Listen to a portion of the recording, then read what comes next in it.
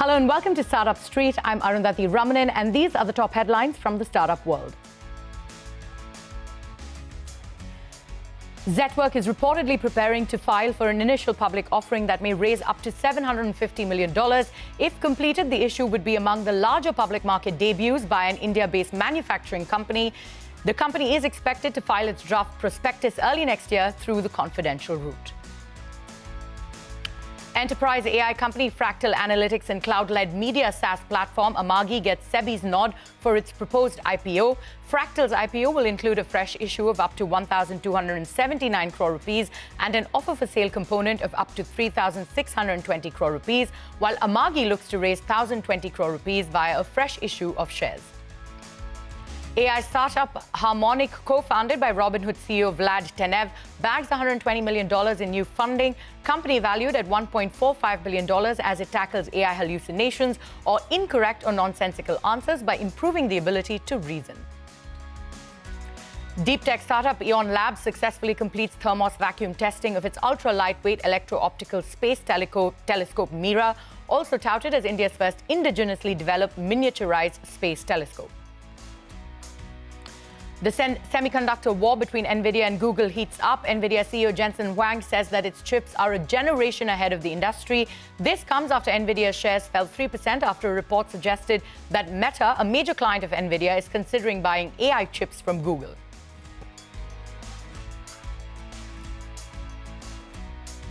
Those were the headlines that we're tracking for you this evening. But on what's brewing today, India's private space sector has hit another major milestone. Spacetech Pioneer Agnikul Cosmos has raised $17 million, taking its valuation to over $500 million, making it the most valuable space tech startup in the country. The funding will help Agnikul scale production, boost launch frequency, build the world's first reusable small satellite launch vehicle, and develop a massive integrated space campus on 350 acres allocated by the Tamil Nadu government. With growing global demand and more than a dozen customers lined up, the company says it is now building for the world from India. Joining me now to discuss this further is Srinath Ravichandran, the CEO and co-founder of Agnikul Cosmos. Srinath, thank you so much for taking time out and being here with us on Startup Street. You know, this fundraise takes Agnikul to a valuation of over $500 million, making it India's most valuable space tech startup, right? So what do you think are the key milestones that drove this surge in investor confidence for the company? Hi. So in terms of milestones that drove the valuation, I think 3 points, right? One is the successful demonstration of technology. So we configured a flight last year, which was like no other done from India, where we got all the new technologies to be proven. Then the other aspect of it is, I think, a more sectorial thing happening, which is the private space sector is seeing more friendly policies at the government level. So investors are getting more confidence in investing in technology because they know that the government will not, be a sudden speed breaker in some way. Sure. I think the third aspect is, a little more global, right? I think a lot of companies are doing well, and so this is also creating some positive momentum. Absolutely. And you've raised this 150 crore rupees, right? So how do you plan to allocate it across scaling production, infrastructure build out, and advancing your reusable launch vehicle program? Yeah, so I think a good chunk of it is going to be for increasing the launch frequency, right? So investing a little bit of, hardware in terms of like printers, we 3D print our rocket engines, we do more mission simulations and so on. So that's going to be one part of it. But I think the other part of it is also going into testing the reusability of the vehicle. And so we have a patent on this one where no part of the rocket is really thrown away, right? We are very committed to saying that, hey, the lower part of the rocket will come back, like you may have seen with companies like SpaceX, and the upper part of the rocket that will also survive beyond ejecting a satellite. So in essence, nothing is wasted, which means more margins for us, more revenues for us. And that I think is something that investors are seeing. So that's how we'll be spending this money. All right. And you've secured this 350 acres as well from the Tamil Nadu government for an integrated space campus. What capabilities will this facility enable? And how does it sort of change Agnikul's scale-up trajectory? Yeah, so again, 3 points there, right? So one is it's actually very close to the new and upcoming launchpad of India, the one near, Kulasekara right? Which is actually going to be very interesting for at least one class of orbits.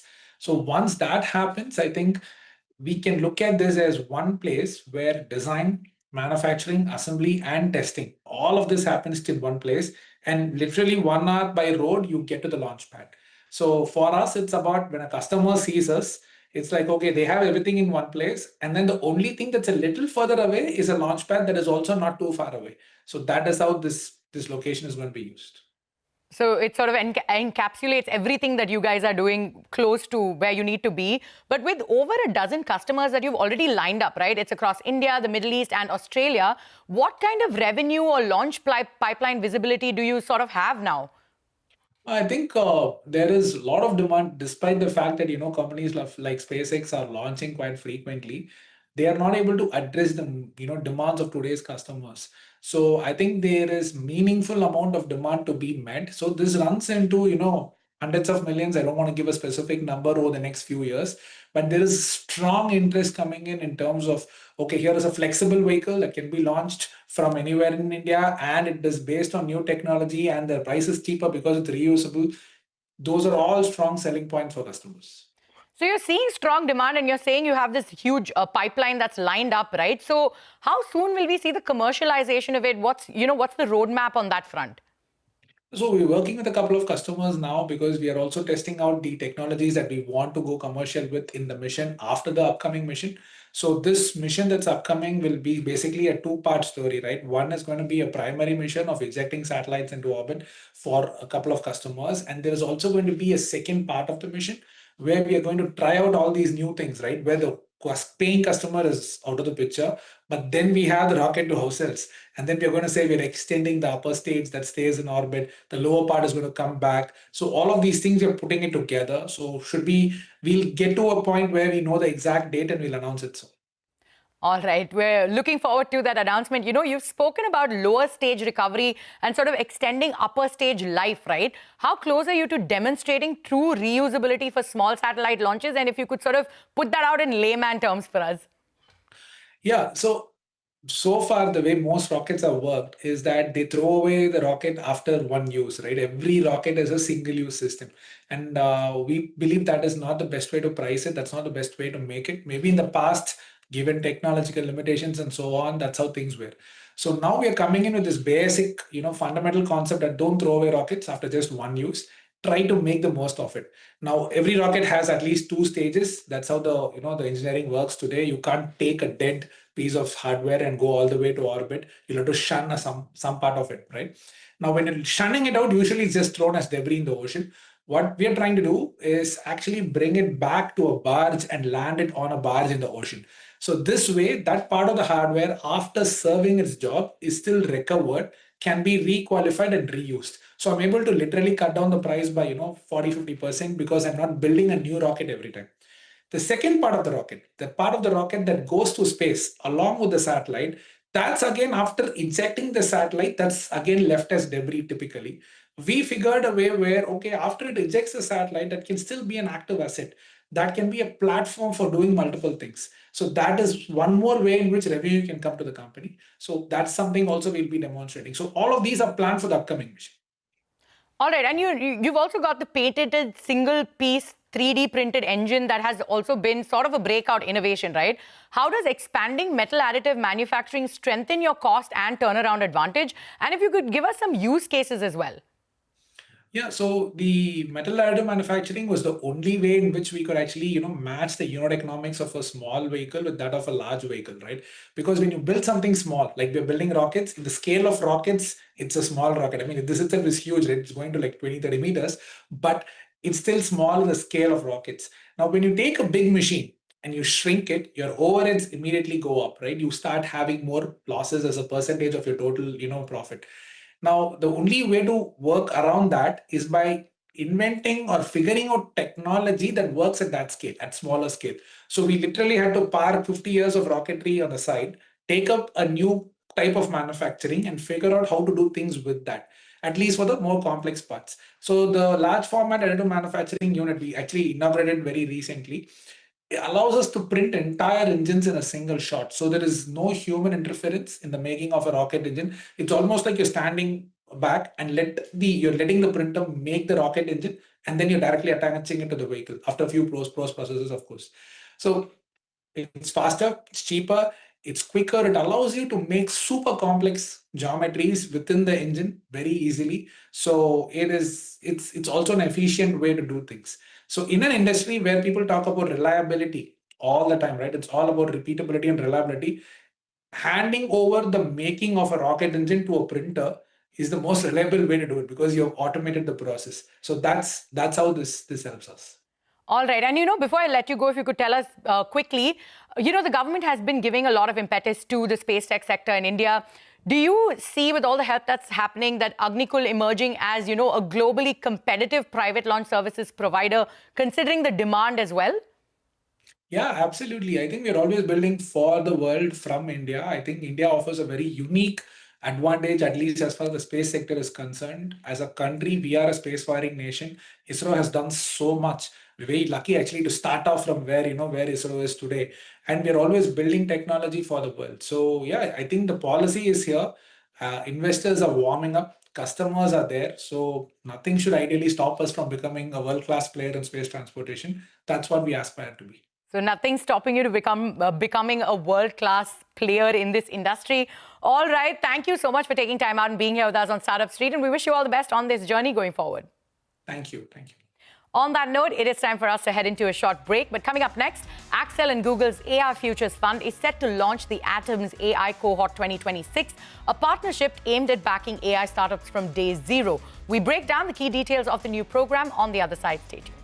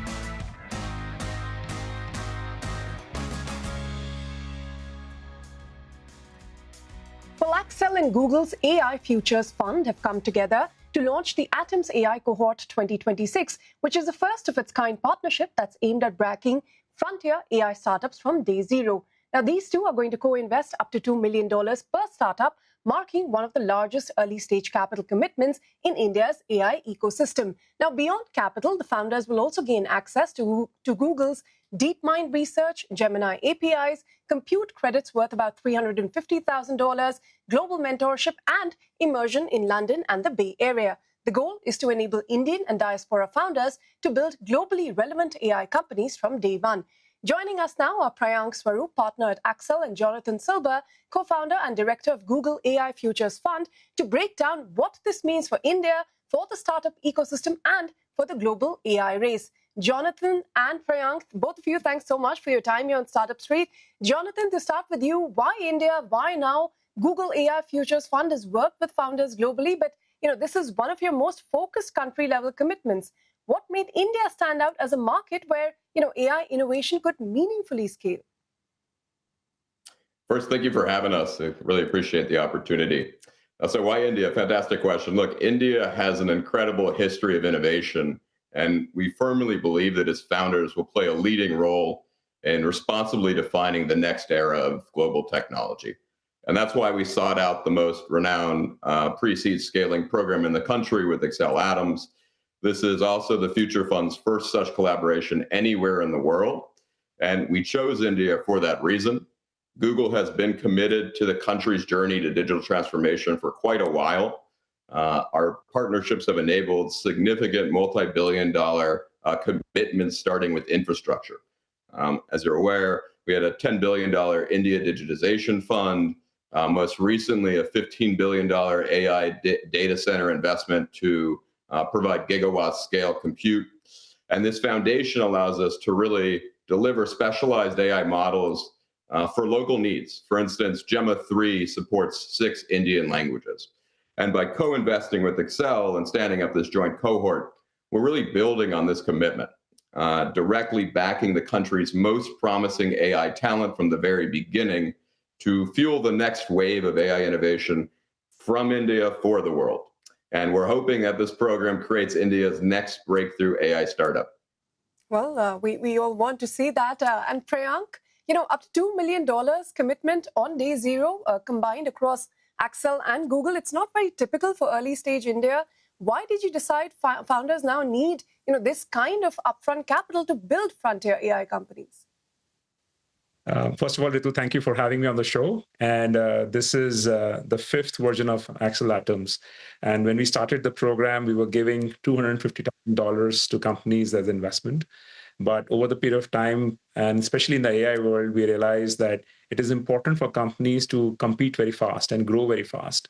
And for that reason, we upsized the check. And thankfully, we had partners with Google DeepMind and AI Futures Fund. And that has been incredible to see, because now companies not only get the money, but they also get expertise working closely with Google DeepMind researchers. And, we are hoping this makes, like John said, fantastic companies in India. Well, Jonathan, you are matching Accel dollar for dollar, and that sort of signals strong conviction. What gave you that confidence that, the founders here that you've seen, interacted with, can they build globally competitive AI companies, not just strong domestic ones? Yeah, it's a great question. Look, we've been investing now for about 6 months. This is a relatively new initiative for Google. And in that period, we've invested in north of 30 companies to date.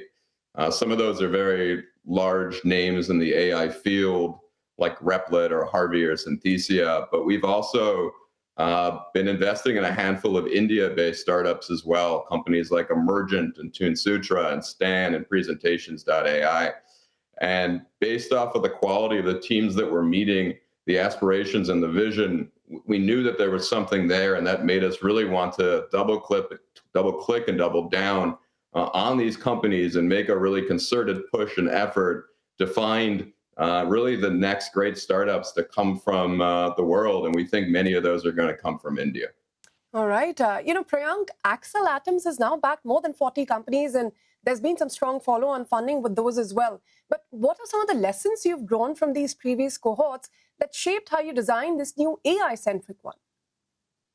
So that's a very good question. So just to set some context, we have funded 40 companies that have raised close to $300 million in the last few years.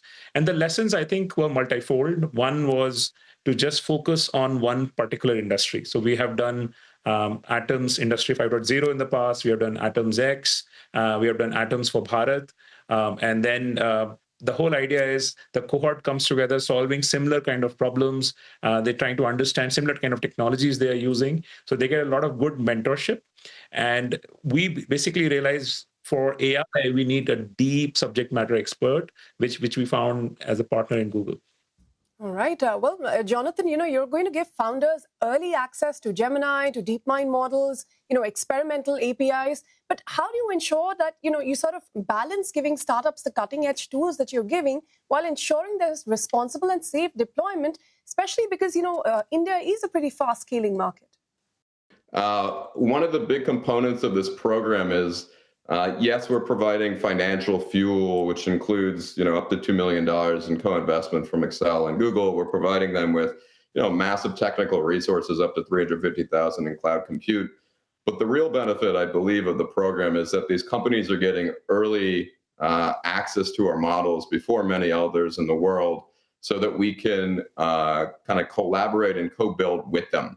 So it's not just that we're handing them these models, but we're bringing in experts from Google DeepMind and from Google Labs, both researchers and PMs and engineers and go-to-market specialists, so that we can work with them and give them access to Gemini for reasoning, and Imagen for image creation, and Veo for video creation, and so on and so on. And we can work with them to build targeted one-on-one plans to really help elevate their business and provide them with the opportunity that they need in order to build responsibly, leveraging these models. So the level of hands-on support that they're going to get from the team here is really quite strong. And we're here to coach them and guide them along the way whenever they need that support. Well, Jonathan, just continuing on that, the program also requires at least one Gemini integration, but it also says that founders have the flexibility in model choice. Why introduce both this nudge and the open door? What's the thinking behind that? Yeah, it's a great question. So look, we right now, Google just released a new model. This is Gemini 3, and as of today, it's doing quite well. Very strong market reception. It's on top of the charts, and it's really state-of-the-art across the board. But this is a highly competitive market, and startup founders are oftentimes multi-cloud and they're multi-model. And we don't want to stand in their way, because each use case is different. And sometimes a Google model might perform best in one use case, and then an OpenAI or Anthropic or other models might perform better in another. So we don't want to twist any startups' arms and force them to only leverage the Google ecosystem. We're hoping that our models stand on their own, and that independently of us, these startup founders will experience what Google AI has to offer, and they will more and more and increasingly leverage our models once they find that they have great capability and they're able to provide really boundary-pushing features and functionality for their core use cases. So we really don't want to get in their way. We want to enable them to use whatever options they see best fit for building out their business.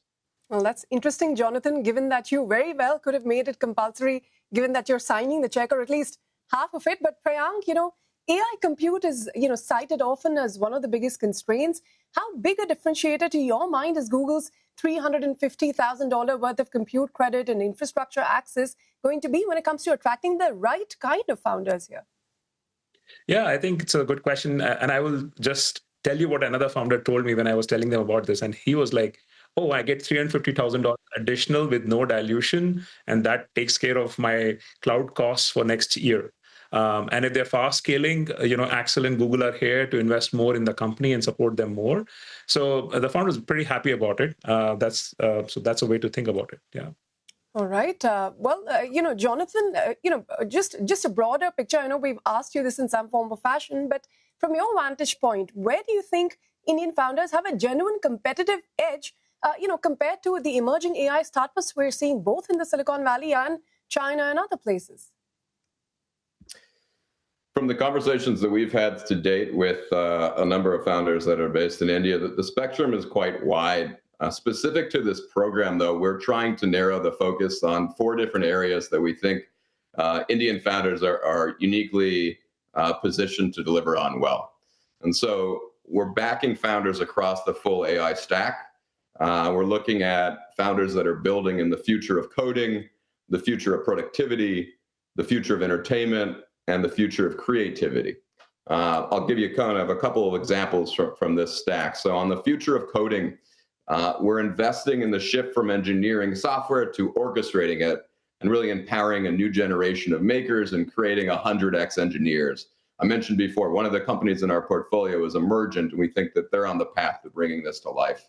On the other end of the spectrum, we have the future of creativity.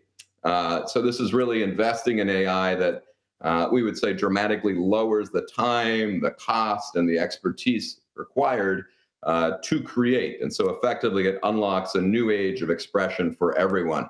We're seeing a lot of really interesting companies in India bringing this to life as well. For instance, Toon Sutra, a webtoons provider who's bringing over a great deal of IP from some Western markets and creating their own in the webtoons and comic space, and then bringing this into a UGC format in order to open it up to the masses after the core artists and IP holders are able to help them build foundation for the app. So we think that there's a great opportunity in these 4 areas for Indian founders to really lead the way.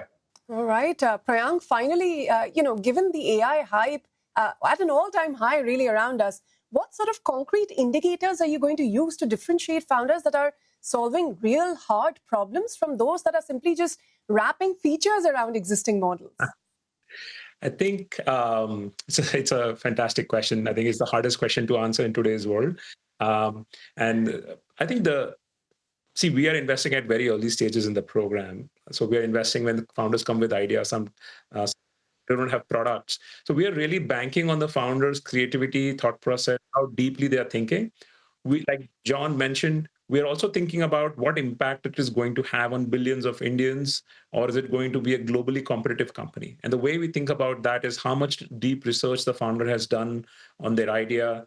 We actually do research on our end. We talk to customers. Let's say you're building for enterprise.